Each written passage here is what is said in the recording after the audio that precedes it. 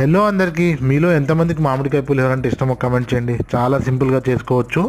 ముందుగా ఒక ప్యాన్లో ఆయిల్ వేసుకొని అందులో కొన్ని పల్లీలు వేసుకొని వేయించుకొని పక్కన పెట్టేసుకోవాలి. ఆ తర్వాత అదే ఆయిల్లో జీలకర్ర, ఆవాలు, కరివేపాకు, ఎండుమిర్చి, తురిమిన మామిడికాయ వేసుకొని కాసేపు కుక్ చేసుకోవాలి. ఒక 5 నిమిషాలు కుక్ అయిన తర్వాత పసుపు, రుచికి సరిపడా ఉప్పు వేసుకొని మళ్ళీ మగ్గనివ్వాలి. అది అలా మగ్గుతున్న సమయంలో మేము పక్కనైతే వేడివేడి అన్నాన్ని పెట్టేసుకున్నాము. అన్నం ఒక 15 నిమిషాల్లో రెడీ అయిపోయింది. ఆ తర్వాత గుజ్జు కూడా రెడీ అయిపోయింది.